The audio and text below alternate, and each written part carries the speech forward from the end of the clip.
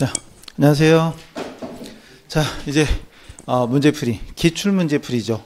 문제 어느 정도 있나 보셨어요 혹시?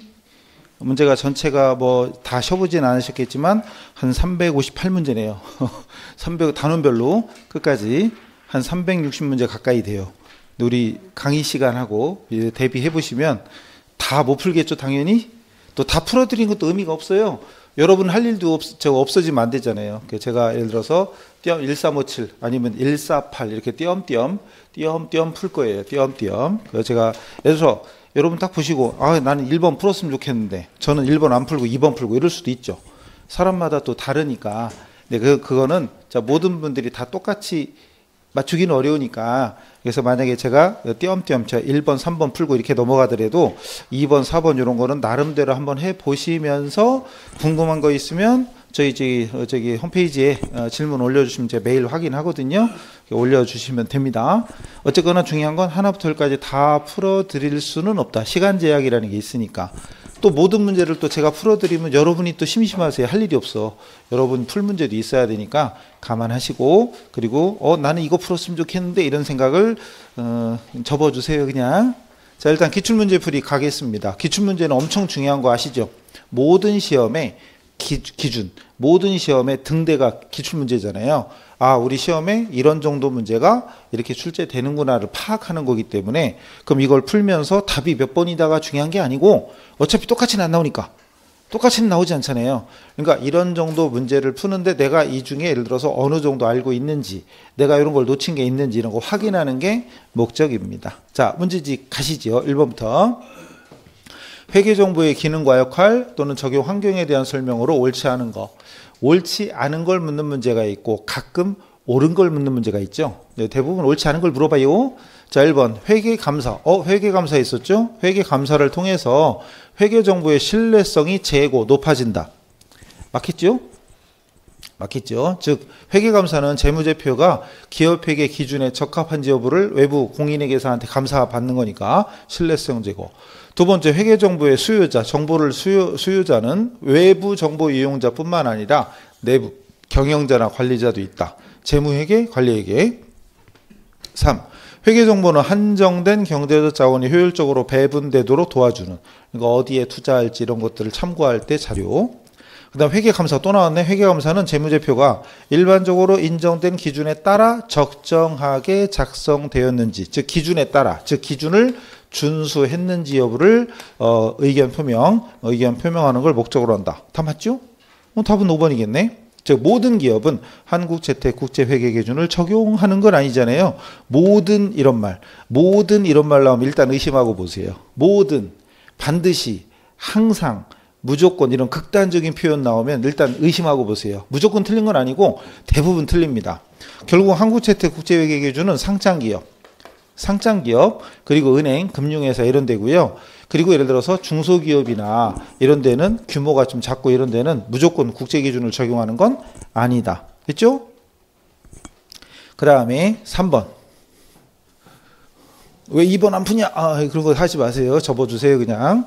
2번은 선물이에요. 오늘 가셔서 풀어보시고. 물론 해설하고 답이 다 있어서 있는데 근데 가급적이면 이런 거 하나 만드세요. 그 불투명 종이 같은 거 오려가지고 해설 같은 거 다 가릴 수 있게 이렇게 가릴 수 있게 해서 안 보고 되도록, 틀려도 좋으니 안 풀려도 좋으니 가리고 해보시는 거, 그게 도움이 돼. 실전에 나가서. 그럼 늘 해설하고 딱 눈에 보이다가 나중에 이것만 가려도 갑자기 답답해요. 평상시 가리고 한번 해보세요. 어쨌든 다시 3번 갑니다. 이게 작년에 나온 거죠. 일단 보세요. 문제를 보세요. 이거 처음 봤어요. 저도 이런 거. 보세요.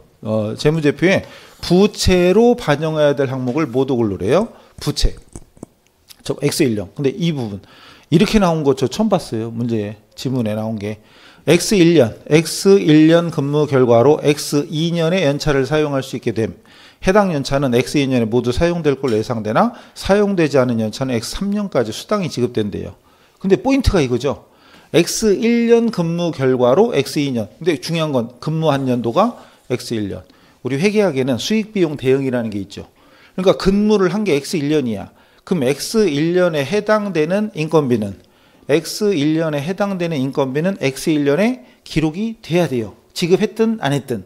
그러니까 이걸 무슨 계정 과목으로 써야 될지 이게 중요한 게 아니라 근무한 연도에, 즉 근무한 게 X1년이니까 X1년에 일단 비용으로 예를 들어서 뭐 급여가 됐든 상여금이 됐든 뭐였지? 연차수당 이런 비용이 되면서 대변에 기록 지급되지 않았죠. 지급되지 않았으니까 미지급 부채 이런 식으로 부채가 나오겠죠. 그러니까 차변의 비용, 인건비에 해당되는 계정 과목이 뭐가 중요한지 그건 아니고 계정 과목이 뭐가 됐든 인건비, 비용이 발생하고 관련된 의무가 존재하니까 부채로 기록이 돼야 됩니다. 그럼 기억은 부채예요. 그럼 이 중에 기억이 들어가야 돼. 기억이 들어가야 돼. 그럼 2번하고 3번은 탈락. 시험 볼 때는 그렇게 빨리 찾는 거예요.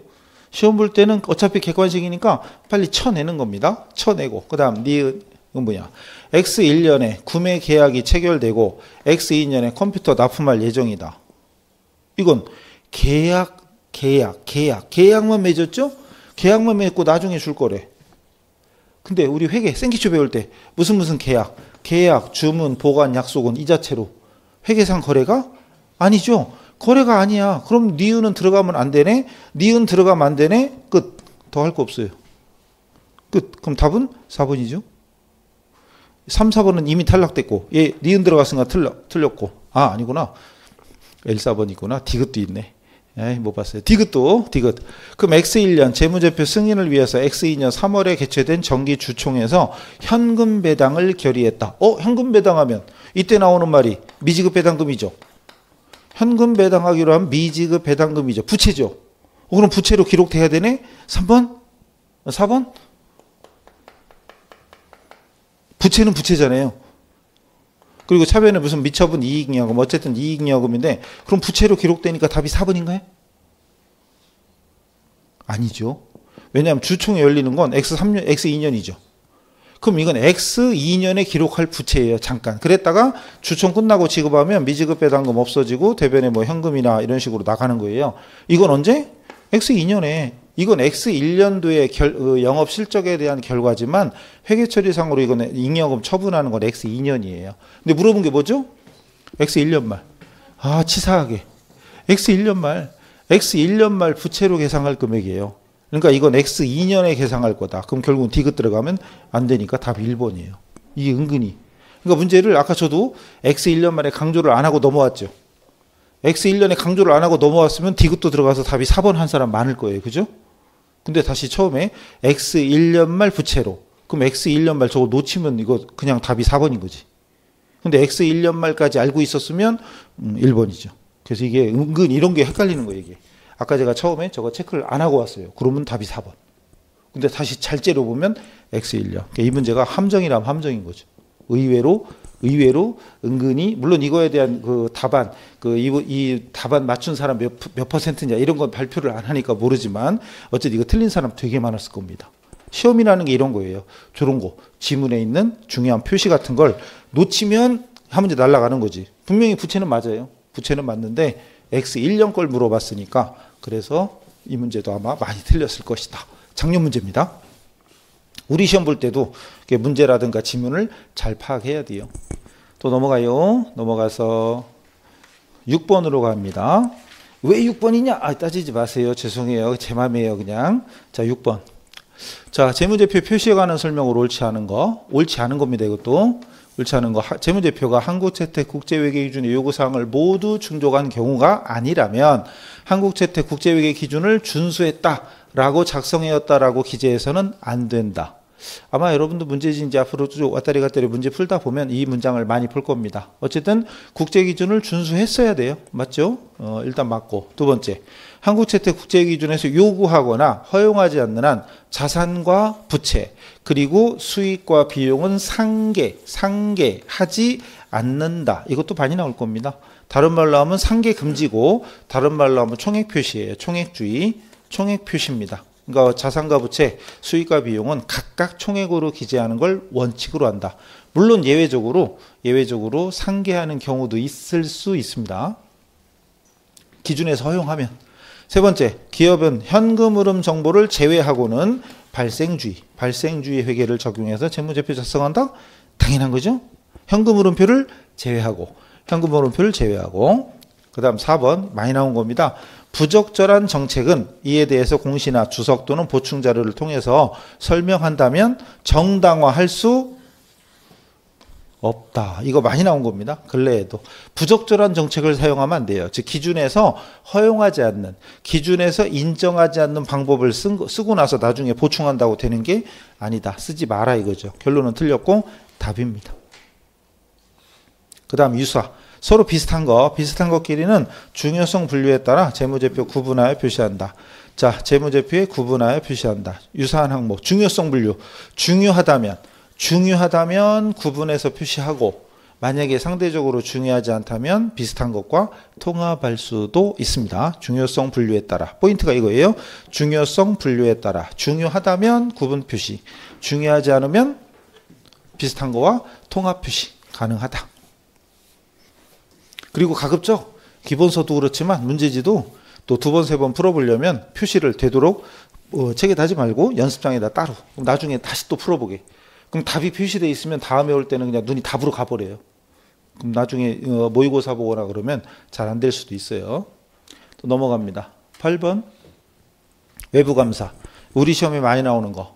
외부감사, 공인회계사 외부감사에 대한 설명, 옳지 않은 거. 1번 감사의 목적은 의도된 재무제표 이용자의 신뢰 수준을 향상시키는 데 있다. 원래는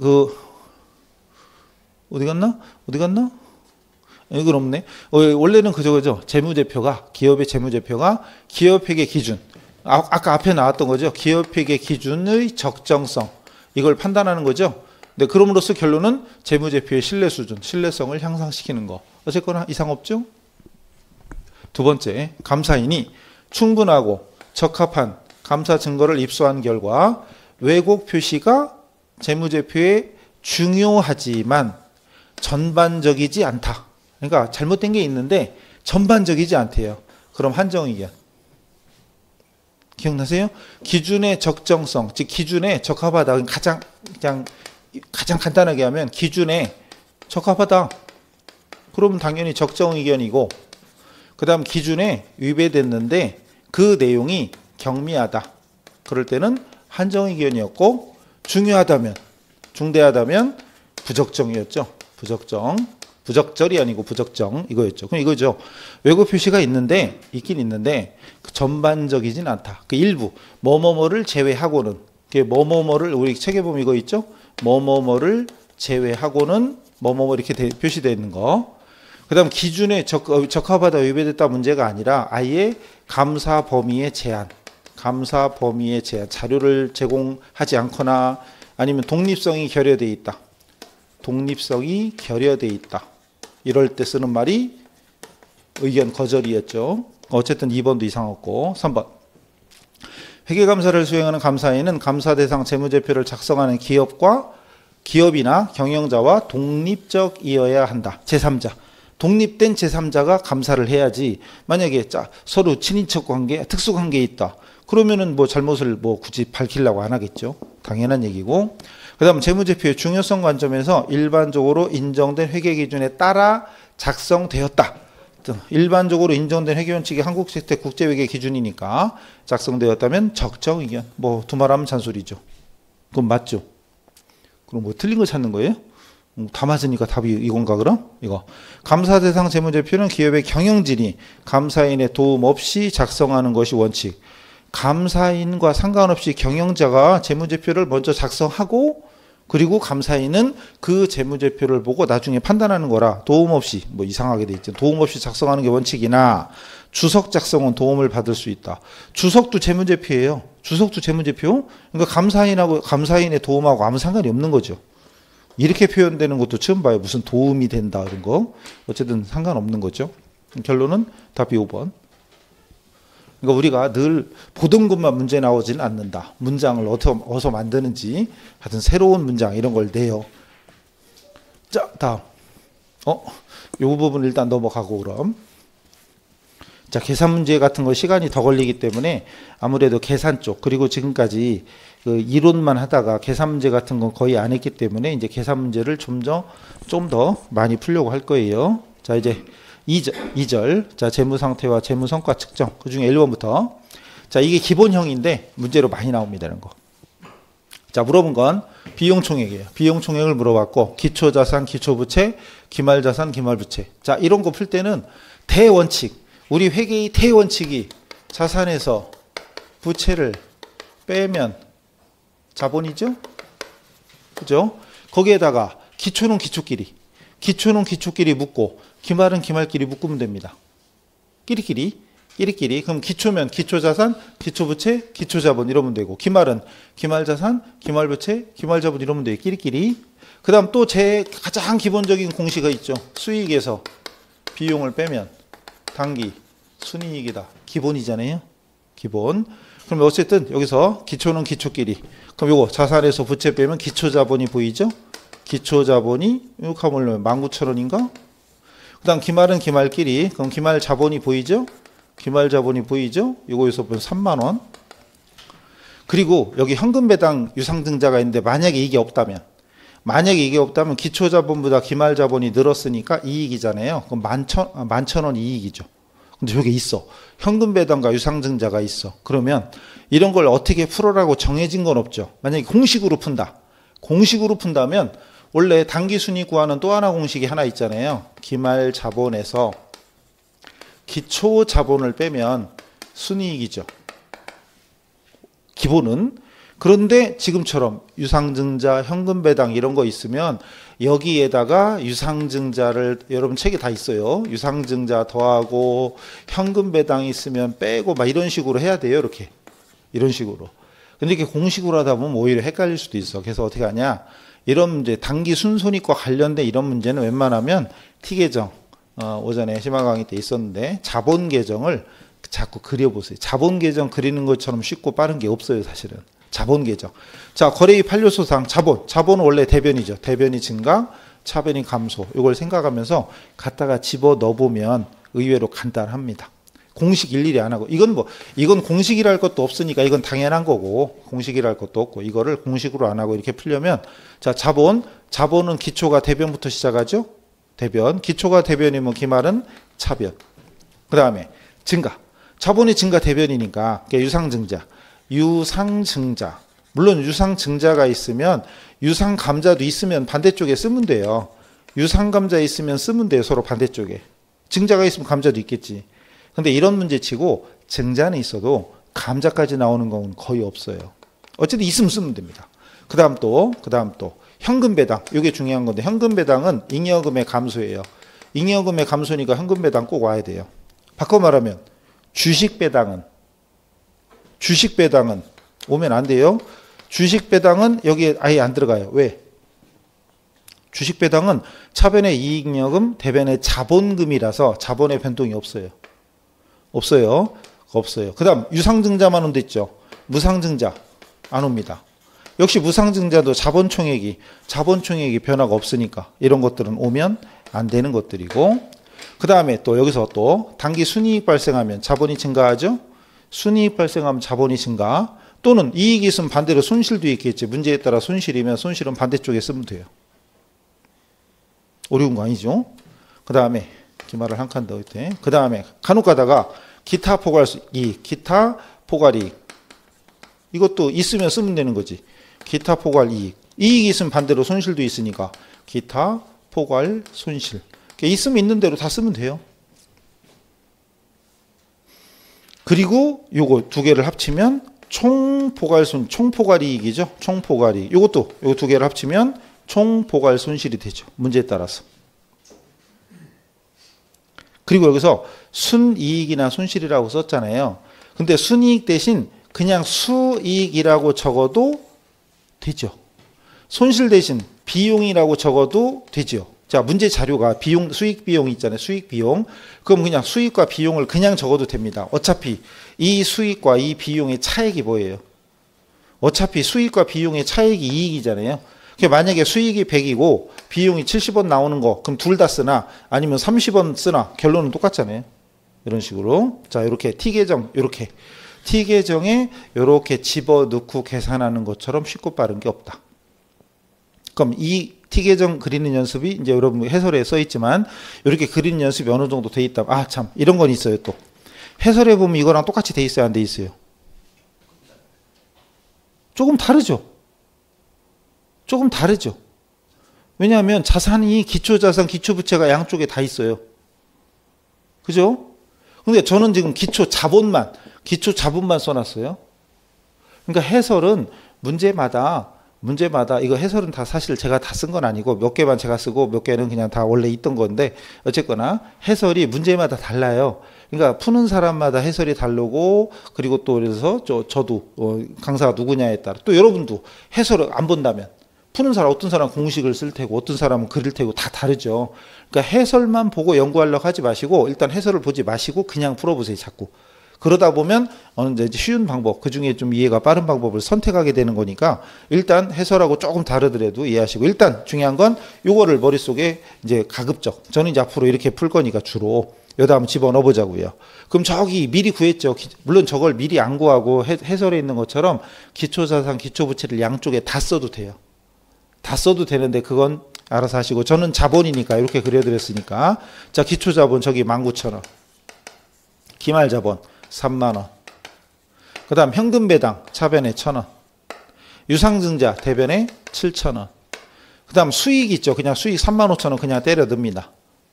그리고 물어본 게 뭐냐 비용이었잖아요. 비용 이렇게 물어봤다고 생각하시면 돼요. 그리고 대차합계 맞추면 돼요. 그럼 대변합계가 26 얼마야 그럼 61 61,000원이고 차변은 31,000원이니까 이 차액이 3만원이네. 그게 답이 3번. 답이 3번.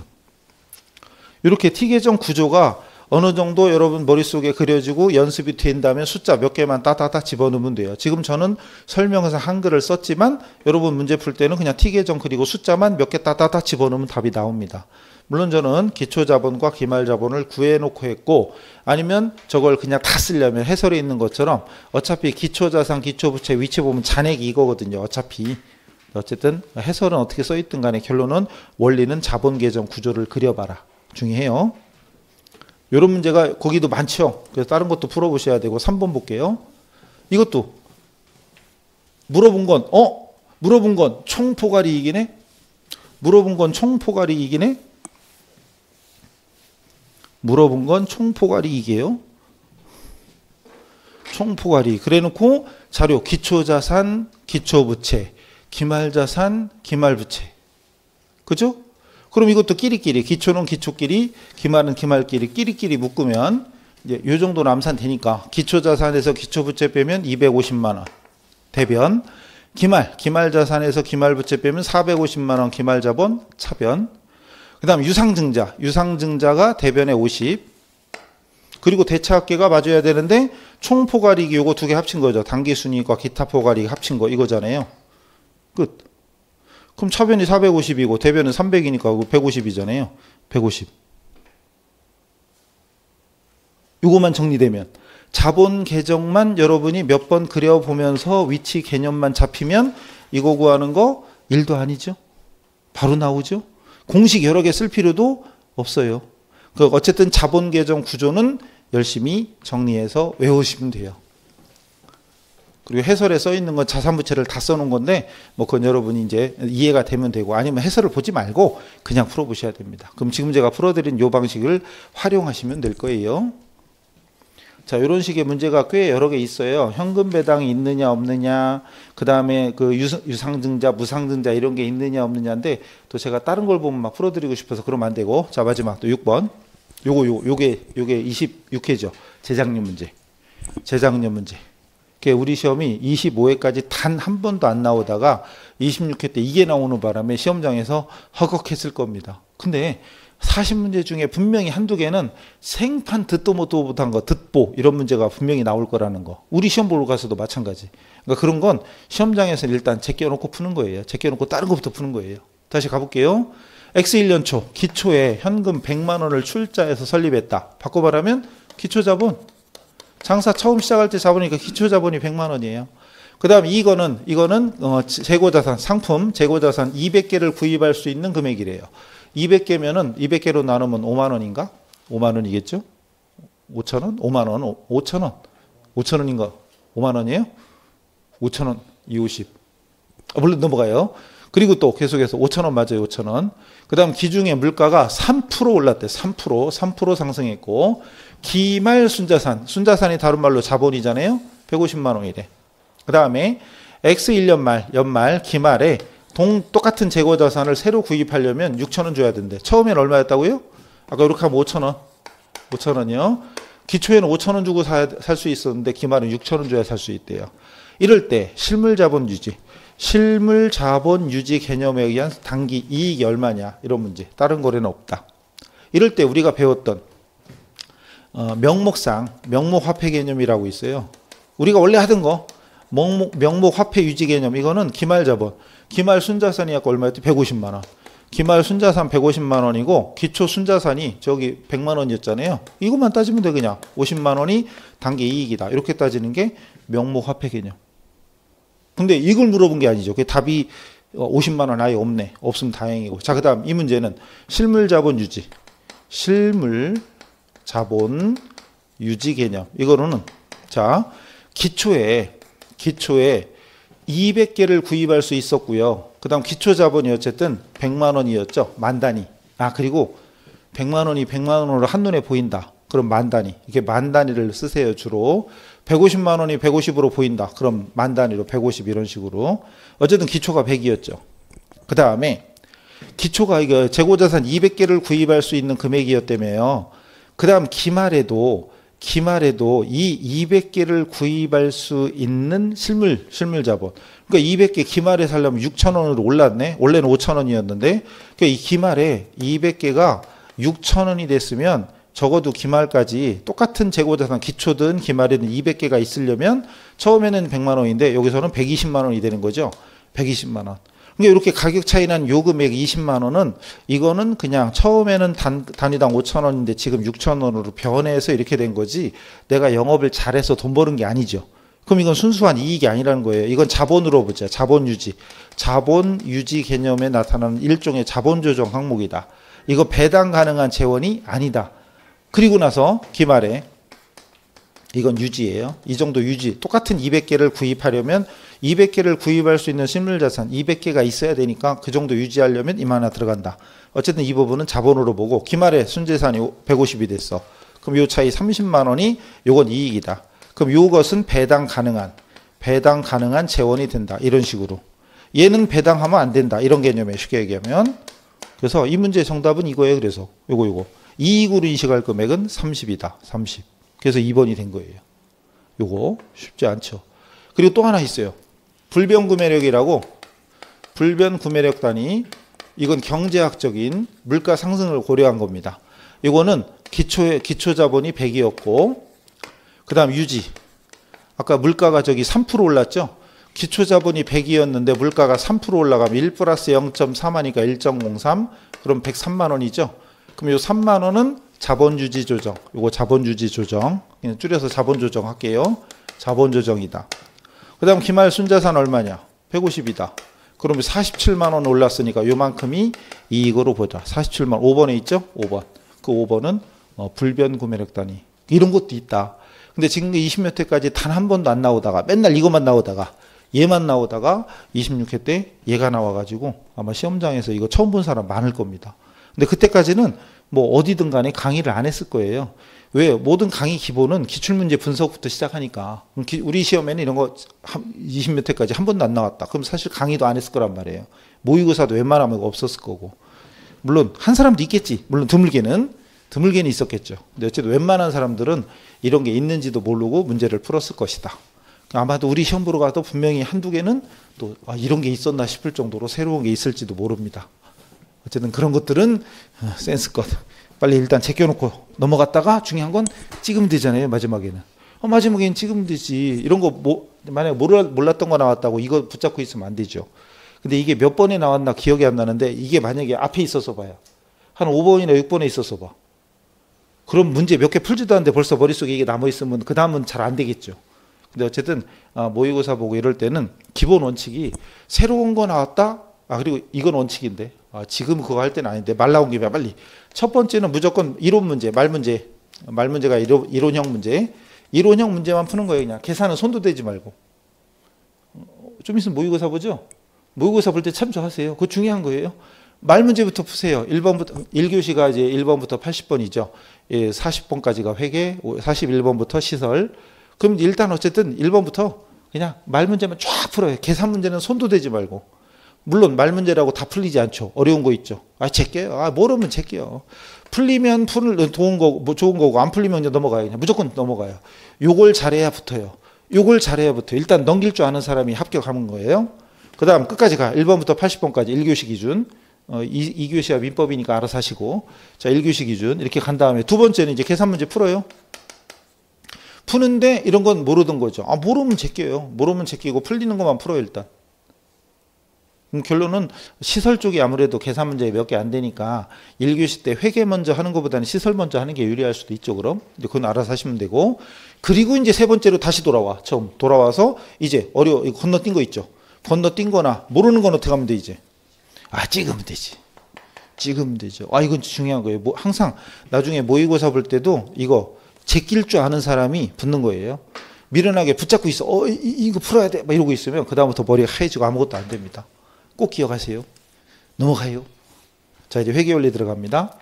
그래서 회계의 기술적 구조로 바로 넘어가서 1번으로 갑니다. 1번. 이런 거만 나오면 좋겠다. 회계상 거래. 회계상 거래에 해당되지 않는 거. 즉, 회계상 거래는 반드시 자산부채 자본의 증감, 변화를 일으키는 거죠. 증감 변화가 있는 게 거래입니다. 그럼 바꿔 말하면 변동이 없으면 거래가 아니다. 1번. 재고자산을 판매하였어요. 돈을 받든 안 받든 재고자산 팔았으면 재고자산 변동이 있죠? 당연히 거래입니다. 외상으로 팔았든 돈 받고 팔았든 중요하지 않고. 그 다음 급여가 발생했는데 그중에 200은 지급하였으나 나머지는 지급하지 않았다. 이것도 지급을 했든 안 했든 급여, 비용 발생, 그 다음 일부는 지급했죠. 당연히 자산부채 자본의 변동이 있으니까 거래. 당연하죠? 3번 거래처와 원재료를 키로당 100원에 장기간 공급하기로 계약하였다. 또 나왔죠? 계약, 주문, 보관, 약속은 회계상 거래가 아니다. 너무 쉽죠? 근데 기출문제잖아요. 22회면 몇 회 안 됐죠? 5년 전? 그죠? 어쨌든 이거 계속 나와요. 계속. 그 다음에 비업무용 토지. 답은 나왔고요. 비업무용 토지를 기계장치와 교환했다. 자산교환. 우리 유형자산 배웠죠? 자산교환. 거래입니다. 그 다음 거래처가 파산해서 매출채권을 제거 못 받게 되었다. 이게 자산 손상이죠. 대손이죠. 대손 발생. 당연히 회계상 거래이죠. 그래서 이런 거 계속 나옵니다. 자, 회계상 거래인 거 아닌 거 구분하는 게 의외로 자주 나와요. 3번도 볼까요? 자산과 비용에 모두 영향을 미치는 거. 자산과 비용. 어쨌든 이건 거래 분석할 수 있으면 되지 않을까요? 자, 자산과 비용 1번. 종업원 급여를 현금 지급했다. 항상 머릿속에 분계를 생각해 보자. 그럼 종업원 급여 그리고 현금 줬다. 그럼 현금. 근데 물어본 게 뭐였냐면 자산과 비용이잖아요. 근데 이게 급여가 비용이고 현금은 자산이네? 그럼 답이네요? 답이죠? 1번에 답 나오면 좀 서운하겠지만 그게 답이에요. 다음 비품 외상 구입했다. 그럼 비품은 자산이죠. 비품은 자산이고 외상 구입이니까 미지급금이 계정 과목이 뭐 중요한 건 아니고 어쨌든 얘는 부채죠. 중요한 건 비용이 안 나와요. 물어본 건 자산과 비용. 3번 출자라는 말 보자마자 여기는 비용이 나올 수가 없죠. 현금 출자했으니까 현금이라는 자산과 자본금이라는 자본이 생기겠죠. 비용은 없어요. 그 다음 매입 채무를 당좌예금으로 지급했다. 이것도 역시 비용이 없어요. 둘 다 자산이죠. 매입 채무 부채구나. 매입 채무 부채 감소. 빚진 걸 갚았으니까 매입 채무 감소. 그리고 당좌예금으로 갚았다는 얘기는 당좌예금은 뭐 할 때 쓰는 거예요? 수표 발행할 때 당좌 수표 발행해서 지급했다. 어쨌든 부채고 자산이죠. 물어본 건 비용. 차입금에 대하여 추가 담보를 제공했다. 이건 담보 제공하는 건 회계상 거래가 아니다. 자, 물어본 건 비용과 자산과 비용. 이런 거 나왔으면 좋겠죠. 그지요? 몇 회예요? 25회. 얼마 안 됐는데? 그죠? 그러니까 문제가 다 어려운 건 아니에요. 그러니까 적어도 물론 상중하라는 게 사람마다 다르죠. 느낌이. 이거 어렵게 느껴지는 사람 있어요 혹시? 쉽죠. 이 정도는 할만하겠죠. 이 정도는. 이것도 어려워요 그런 사람이 지금은 물론 1월이니까 있을 수는 있겠지만 우리 나중에 상중하로 따지면 당연히 이거 난이도 하잖아요. 근데 난이도 하가 정해진 건 아니지만 일반적으로 40문제면 적어도 10개 안팎은 난이도 하가 나와요. 정말 단순한 것도 쉬운 거 이런 게 10개 안팎 이상은 나와요. 꽈락이 몇 개죠? 16개죠. 40문제니까 40점 4, 46, 16문제. 16문제를 만약에 진짜 민법하고 시설을 100점 맞았는데 회계를 15개 맞았다. 그럼 탈락이죠? 아시죠? 근데 이런 사람이 많아요, 안 많아요? 많잖아. 10명 중에 6명, 5명이 꽈락이에요. 아니, 난이도 하 문제가 적어도 10개 정도는 나오는데 거기다 조금만 더 하면 이걸 못 맞아? 공부 안 한 거지. 어쨌든 그냥 지금 아직 멀었어요. 우리 아직 멀었어요. 6개월이면 진짜 멀었어요. 지금 0부터 시작하는 사람도 합격할 수 있어요. 하기 나름이지만 어쨌든 이런 문제도 많다. 의외로 많다. 그게 중요한 건 또 실수하면 안 되니까 문제를 잘 보시고 계속 갑니다. 3번 했지 참. 그다음 5번. 그러니까 띄엄띄엄 가는 거예요. 띄엄띄엄. 이 300몇 문제를 다 풀면 너무 못 풀어요 지금. 그래서 일단 끝까지 한 번씩은 또 가봐야 되잖아요. 5번 갑니다. 이번에는 또 아까랑 비슷해요. 자산을 증가시키면서 동시에 수익 발생. 아까는 자산과 비용. 이번에는 자산과 수익이에요. 그럼 수익이 수익. 상품 판매 계약 얼라리 계약 여기까지는 거래가 아니죠. 근데 갑자기 계약금 나왔네. 그럼 여기서 수익이 나와요? 수익이 나와요? 안 나오잖아요. 계약금 받을 때 쓰는 말이 뭐예요? 선수금. 이게 안 떠오르면 곤란한디. 만약 현금 받았다면 차변에 현금이고 대변에 선수금인데 중요한 포인트는 부채는 없다. 수익은 안 나온다 이거지. 2번 은행으로부터 설비 자금을 차입했어요. 차입. 그럼 여기서 수익 있냐? 없잖아요. 그럼 현금 예금. 현금이든 예금이든 돈 빌려왔죠? 그럼 대변에 차입금이라는 부채. 이것도 부채네. 수익은 없어요. 3번 아무리 째려봐도 비용이야. 볼 것도 없죠. 시험 혼자 푼다면 물어본 게 어차피 수익이니까. 근데 보험료는 비용이고 아이 탈락. 그 다음에 외상으로 매입한. 여기 또 없는데? 수익 없는데? 탈락. 이게 답이지 뭐. 그러니까 이게 눈에 보이는 사람은 그냥 1, 2, 3, 4 쭉 보면서 바로 5번 답이 보일 겁니다. 자, 근데 이왕 했으니 자 3번 화재보험 계약을 하고 계약 체결하고 1년분 보험료를 선급했대요. 되게 보험료 미리 내잖아요. 여러분 자동차 보험료 미리 내죠. 자, 이거 분개할 때 분개하자면 대변에 현금이라고 치고 현금이든 예금이든 그 차변에 뭐냐? 일반적으로 뭐예요? 일반적으로 보험료잖아요.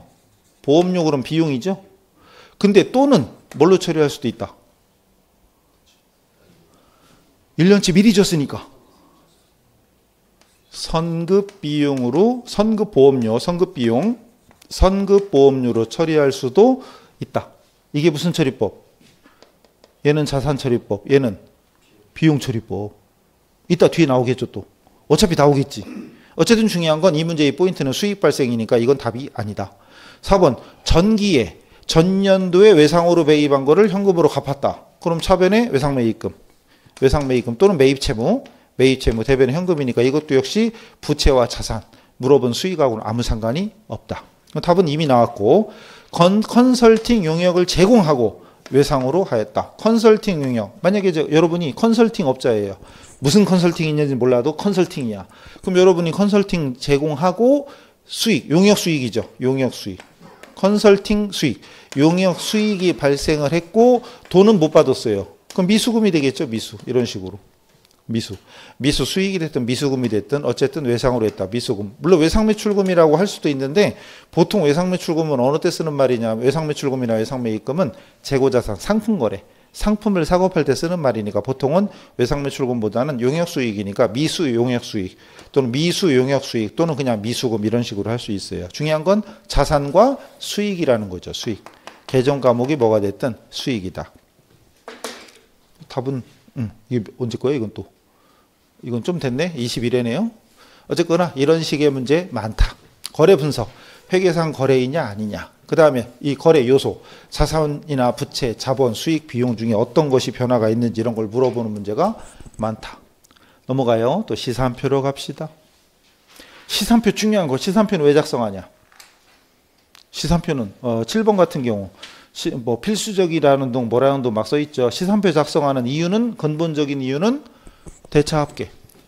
시산표를 작성하는 근본적인 목적은 총계정원장에 차변과 대변 합계 금액이 일치하는지 여부. 일치하는지 여부를 검증하는 게 시산표의 목적이죠. 근데 필수적인 절차냐? 그건 아니죠. 예비 절차, 본 절차는 여기 지금 따로 쓰진 않아요. 그런 거 다 필기하면서 할 시간은 없으니까. 어쨌든 예비 절차죠. 예비 절차인데 문제로는 제일 많이 나오는 것 중에 하나지만 필수적인 절차는 아니죠. 필수적인 절차는 아닙니다. 그게 위의 문제 중에 있어요. 7번 문제 중에는 나중에 알아서 찾아보시고요. 자, 일단 이 문제로 봅시다. 시산표에서 발견할 수 있는 오류. 포인트는 시산표에서 발견할 수 있다. 이게 뭔 소리예요, 그럼? 시산표가 추구하는 거, 시산표의 목적은 딱 하나밖에 없다. 뭐? 차대변 합계가 맞나 안 맞나 확인하는 겁니다. 근데 시산표에서 발견할 수 있는 오류란 얘기는 결론은 대차 합계가 일치하지 않는다. 불일치한다는 얘기죠. 불일치한다는 얘기죠. 이거 찾으라는 얘기예요. 차대변이 안 맞는 거.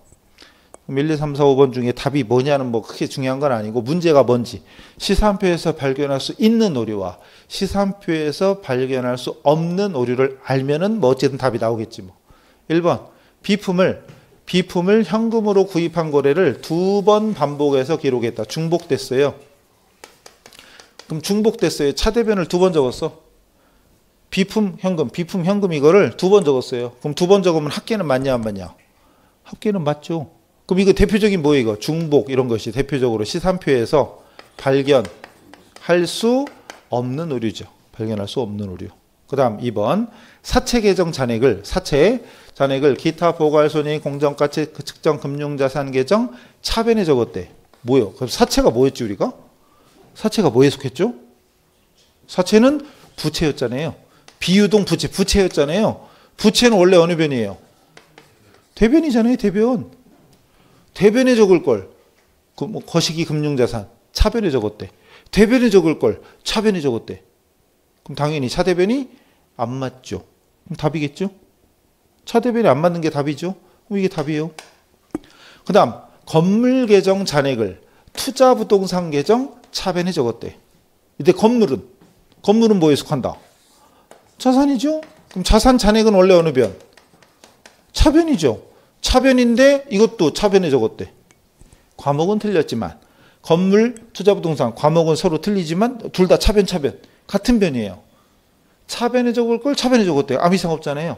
시산표에서 발견한 시산표는 오로지 합계 금액, 대차 합계가 일치하는지만 확인하는 거지 계정 과목이 맞고 틀리고는 몰라요. 관심이 없어. 합계만 보는 거예요. 당연히 이건 차변에 적을 걸 차변에 적었으니까 계정 과목은 틀리지만 합계는 일치한다. 그 다음 개발비는 뭐에 속하죠? 개발비는 뭐에 속해요? 무용자산, 자산이에요. 무용자산, 자산이에요. 그럼 자산은 당연히 어느 변 요소?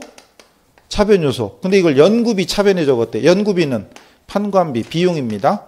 연구비는 판관비, 비용이에요. 비용. 결론은 자산을 비용으로 적은 거예요.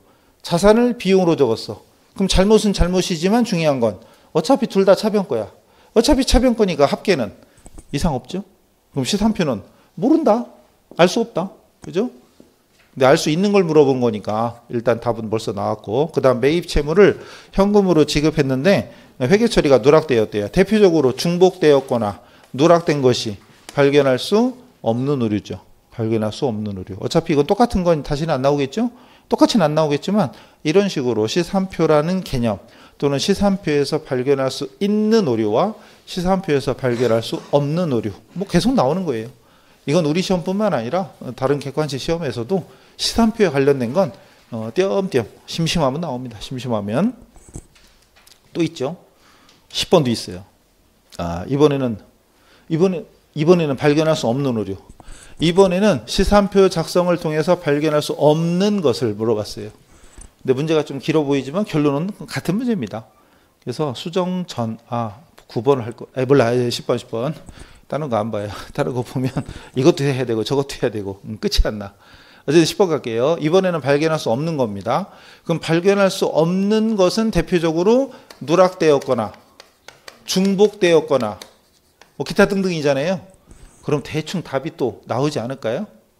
그러니까 이런 문제를 이제는 우리 거의 처음 풀어보니까 잘 눈에 안 보이겠지만 어느 정도 하다 보면 이 문제만 봐도 여기서 중요한 포인트가 누락이나 중복이다. 그러면 벌써 읽기 전에 누락이 보이잖아요. 벌써 보이잖아요. 1번이. 상품 현금 매입하고 거래에 대한 회계 처리를 누락했대. 벌써 끝난 거예요. 답이에요. 답이에요. 빠뜨린다고 해서 대차 시산표는 오로지 뭐? 시산표는 오로지 대차합계. 차대변합계. 합계 금액의 일치 여부가 일치 금액. 요것만 물어보는 거니까. 요것만 관심 있는 거니까. 누락해도 합계는 똑같다. 그럼 알 수가 없어요. 그럼 이미 답 나온 거예요. 그 다음 2번 보면 30만 원의 매출 채권 회수 시 현금 계정 차변과 매출 채권 계정 차변에 차변과 차변에 적었대. 원래는 차변과 대변 적어야죠. 즉 매출 채권 회수하면 차변에 현금이 들어오고 대변에 매출 채권 즉 외상 매출금 이렇게 돼야 되잖아요. 근데 차변과 대변에 적을 걸 차변과 차변에 적었대. 그럼 차변만 2번 적은 거죠. 대변 안 적고 대차가 안 맞죠. 이건 또 뭐예요? 매출 채권 회수에 대한 분계를 하고 매출 채권 계정에는 제대로 전개했어요. 근데 현금 계정에는 누락했대. 이건 뭔 소리예요? 하나는 적고 하나는 안 적고 하나는 적고 하나 안 적었으니까 합계가 안 맞겠죠. 보이죠 뭔지? 예? 그 다음 3번 뭐예요 이거? 55만 원의 매입 채무를 지급하는데 현금 대변에 55만 원 적었고 매입 채무 차변에 이런 50만 5천 원이래요. 원래는 550인데 505를 적었대. 그러니까 대변은 55만 원 적고 차변은 50만 5천 원 적고 당연히 대차합계가 안 맞죠. 설마 이게 어렵고 머리가 띵하고 이러진 않겠죠? 지금 뭐 하는지 아시겠죠? 주무시는 거 아니죠? 점심시간 지나서 이제 슬슬 졸릴 시간이라 은장도 하나씩 갖고 다니시든가 송곳 하나씩 졸릴 시간이에요. 정신 차려야 돼요 지금. 자 이거 가지고 또 헤매고 있으면 안 됩니다. 그 다음 200만 원 비품을 외상 구입했는데 이 분계를 하고 비품 계정 대변과 미지급금 대변에 각각 적었대. 뭔 소리야 또. 둘 다 대변 적었죠. 원래는 어떻게 해야 돼? 원래는 비품 계정 차변과 미지급금 계정 대변에 이렇게 차변과 대변 양쪽에 적어야 되는데 둘 다 어떻게? 둘 다 대변에 적었대. 당연히 합계가 안 맞죠. 문제가 뭘 뜻하는지 답이 몇 번이냐는 안 중요해요. 답이 1번이다 이건 중요한 게 아니고 여기서 물어보는 게 뭐냐. 그리고 아까는 시산표에서 발견할 수 있는 오류. 지금은 시산표에서 발견할 수 없는 오류. 이런 것들을 분석하는 거. 문제가 뭔지를 분석하는 거. 그런 눈을 기르시면 됩니다. 그 다음 11번도 뭐 비슷하지만 어쨌든 이것저것 다 풀면 안 되고 시산표 중에 참 원래 중요한 문제가 더 있는데 지금 그 문제가 지금 갑자기 안 보여. 그럼 그거 나중에 하면 되니까요. 나중에 뒤에도 비슷한 게 하나 있다. 있으니까 좀 이따 설명드릴게요. 자 일단 넘어갈게요. 자 그다음 이거 13번. 자 이거 결산분계 굉장히 중요한 거죠. 일단 뭐라 돼 있는데 문제 볼게요. 4월 1일 날 사무실을 임대하고 1년분 임대료로 1200원, 한 달에 100원, 12달이니까 한 달에 100원 현금으로 받았다. 이를 전액 수익으로 처리하였다. 수정분계가 정상적으로 처리되었을 때 임대 관련해서 수익에 대한 마감 분계로 옳은 것은 마감 분계. 이 말이 좀 생소하죠. 그럼 이제 하나하나 해보자고요. 답이 몇 번이냐 떠나서 4월 1일 날 집세 1년치를 받았다며요. 현금으로. 그럼 차변에 현금이 1200원 들어오고 그 다음 대변에 중요한 거 뭐였죠? 수익으로 처리하였대요. 수익으로. 그럼 대변에 임대료라는 수익으로 처리가 되어 있었겠죠. 수익으로 몇 월에 받았다고요? 4월에. 근데 회계기간은 전제가 우리 회계는 회계기간을 1월부터 12월로 전제하는 거죠. 자 그럼 따져봅시다. 자, 저 문제 1, 2, 3, 4 풀지도 말고 그냥 수익으로 처리하였다. 그것만 보면 돼. 딴 거 다 필요 없고. 1년치를 수익으로 처리했다. 끝. 이거 보세요. 임대료 중에 자 이제 기간 따져봐요. 손가락 꼽는 거야. 4, 5, 6, 7, 8, 9, 10, 11, 12. 9달이네. 9달은 기간이 경과되었죠. 오늘이 12월이니까 오늘이 12월 31일 결산 때니까 결산 때 따져보니까 이렇게 9달 지났고 그럼 나머지 3달 나머지 세 달은 미경과되었죠. 됐죠? 여기까지 됐죠? 그럼 이번 연도에 수익으로 적어야 되는 건 9달치예요? 3달치예요? 이번 연도 수익은 9달치죠. 이번 연도께 요거니까. 그럼 경과된 부분이 당기분에 해당되고 결론 당기분 수익으로 기록할 금액입니다. 근데 미경과된 건 이건 내년 거잖아요. 당기분이 아니라 차기분이죠. 차기분. 내년도 거예요. 내년도 거. 근데 내년도 건 내년에 받으면 되잖아요. 원래 다달이 받는다고 치면. 다달이 받는다고 치면 내년에 받을 거잖아요. 근데 이미 어떻게 했어? 이미 받았네? 벌써 받았네? 미리 받았다. 선수. 미리 받았으니까 선수 수익, 선수 임대료가 된단 말이죠. 선수 임대료가. 여기까지 이해돼요? 그럼 이건 끝났잖아요. 이걸 할 수 있느냐 없느냐. 자, 지나간 12월 31일까지 기간이 지나간 만큼이 당기분에 해당되는 수익이고 나머지는 내년 거니까 올해 수익이 아니라 내년 수익으로 넘겨야 되잖아요. 올해 게 아니라 내년 거니까 내년도로 넘겨야 돼. 이거를 파악할 수 있으면 저건 뭐 답이 몇 번이냐 중요하잖아요. 끝난 거예요. 여기까지 됐다면 자 이제 뭐를 해야 되느냐 생각해 봐요. 천천히. 이미 장부에는 뭘로 돼 있냐? 이미 수익으로 돼 있어. 근데 진짜 수익은 얼마예요? 진짜 수익은 9달치니까 900원이죠. 그럼 쉽게 말하면 이건 틀린 금액이고 맞는 금액은 얼마예요? 맞는 금액은 900원이잖아요. 그럼 어떻게 하면 돼? 300원을 빼야 되겠지. 뺄 때는 역분계해라. 뺄 때는 역분계해라. 그럼 대변에 임대료에서 300원을 빼고 그리고 내년도로 이건 넘겨야 되니까 선수 수익, 선수 임대료, 뭐 선수 임대료가 됐든 선수 수익이 됐든 뭐 중요한 건 아니니까 선수 이렇게 만들어줍니다. 2분계가 기본이죠. 2분계가 결산 수정 분계입니다. 2분계가 결산 수정 분계. 그 수정 분계가 저기 2번에 있잖아요. 2번. 그죠? 요건 결산 수정 분계예요. 결산 수정 분계. 근데 여기서는 치사하게 마감 분계 물어봤어. 지금 이건 결산 수정 분계 이게 2번. 결산 수정 분계. 아마 2번 푸른 사람 아마 많을 것 같아요. 2번도 찍은 사람 아마 많았을 거예요. 어쨌든 일단 요건 됐죠. 자, 그 다음에 지금 이걸 계정으로 안 그렸는데 계정 한번 그려볼게요. 자, 보세요. 계정 그려볼게요. 이쪽으로 올게요. 계정 그려보자고요. 계정. 임대료라는 계정을 그려보자. 계정을 그려보자. 우리 생기초 때 분계 전개 연습 조금 해봤잖아요. 근데 그 이후엔 본격적인 강의는 이거 다 못했지만. 자, 이거부터 다시 옮겨보죠. 이 분계를 여기다 적어보여요. 그럼 임대료가 대변에 있으니까 대변에 날짜 4월 1일 상대 과목 현금 금액은 1,200원. 되겠죠?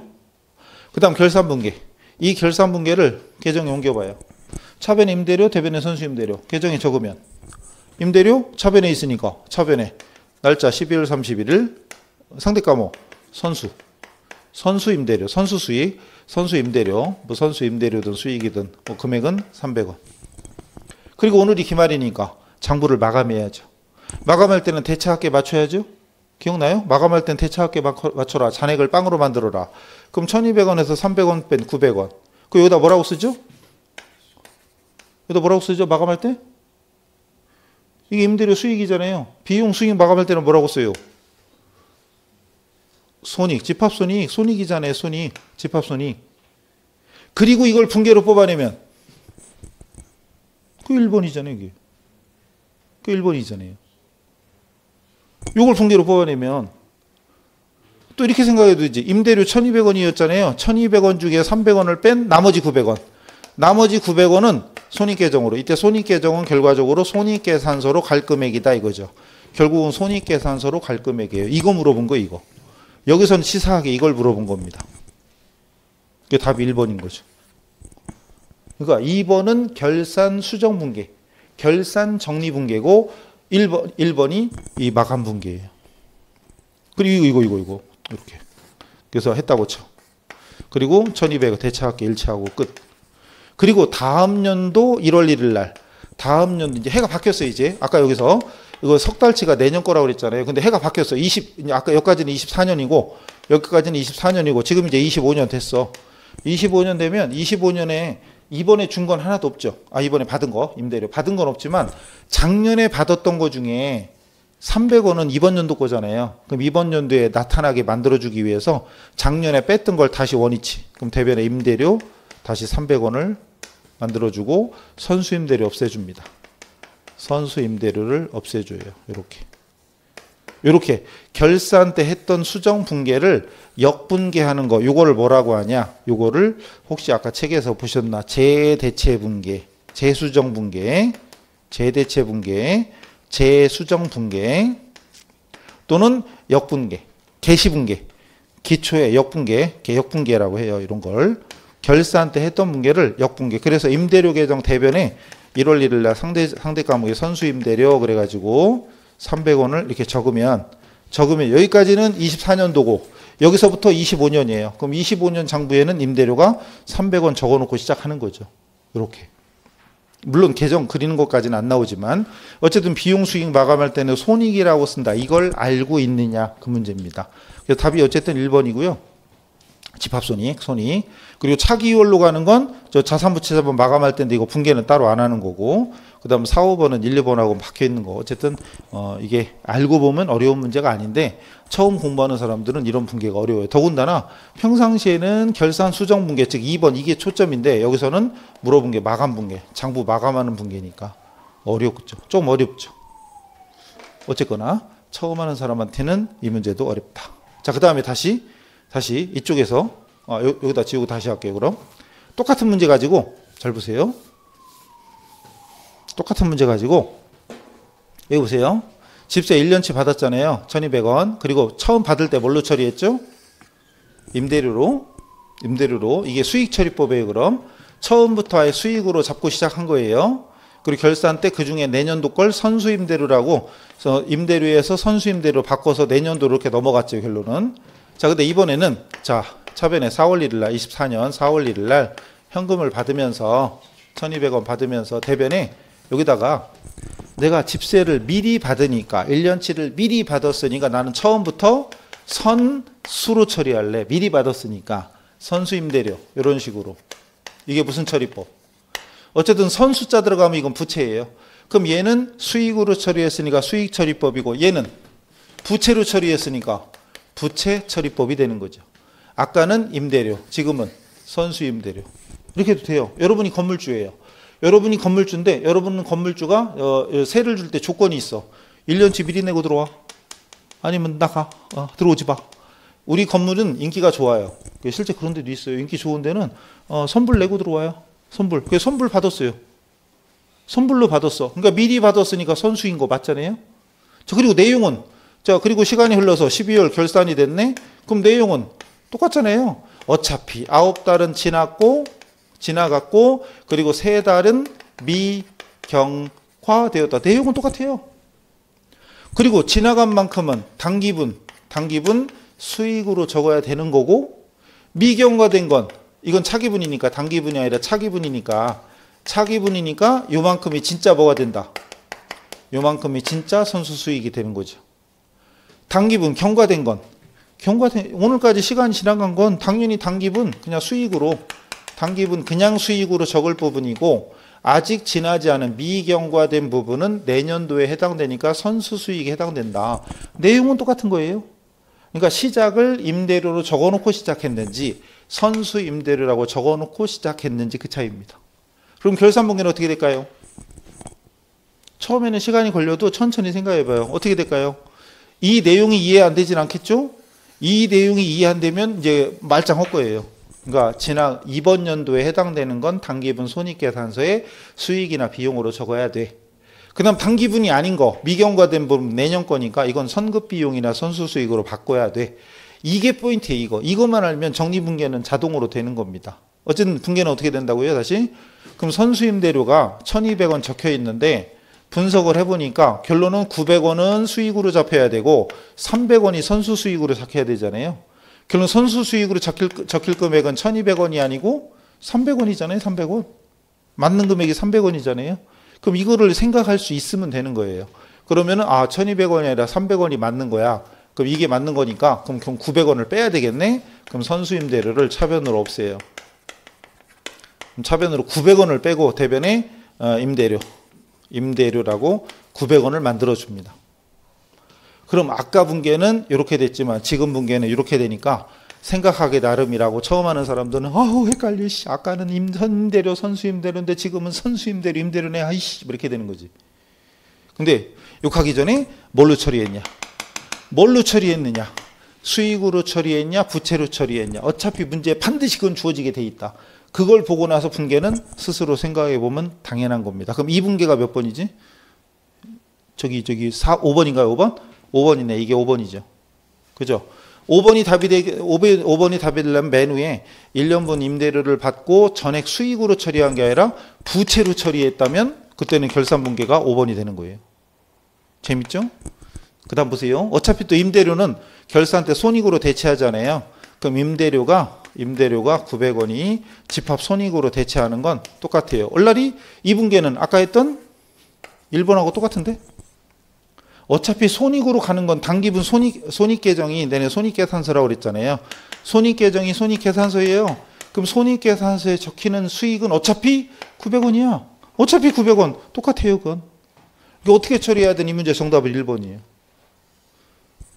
그 다음 이때는 기초 재수정 재대체 분계를 없는데 이건 중요한 게 아니고 이건 안 해요. 중요하지 않고 일단 요거. 그래서 이 분계하고 이 분계를 여러분이 할 수 있느냐. 지금부터 오늘 가서 복습하실 때 이 문제를 만약 이 부분을 1시간 걸려도 좋으니 수익으로 처리할 때와 부채로 처리할 때 자꾸 연구를 해보세요. 그래 한 번만 사실 이 내용이 어렵다면 할 말이 없는데 그래 9달은 이번 연도 거고 나머지 3달은 내년 거야. 이게 이해가 안 되면 할 말이 없는데 저게 이해가 안 된다면 분계가 안 되는 게 이해가 안 되죠. 저 내용이 이해되면 분계는 자동으로 되는 거예요. 지금 자동으로. 이것만 있으면 부채로 처리했다. 수익으로 처리했다. 이것만 있으면 밑에는 볼 것도 없어요. 어차피 다 자동으로 돼 있어. 임대료를 이자로 바꿔도 똑같으니까 이자 수익이고 선수이자 쓰면 되니까 원리는 같은 거예요. 어쨌거나 두 가지 방법을 연구해 보세요. 그 와중에 쉬는 시간 됐으니까 10분 쉬었다 할게요.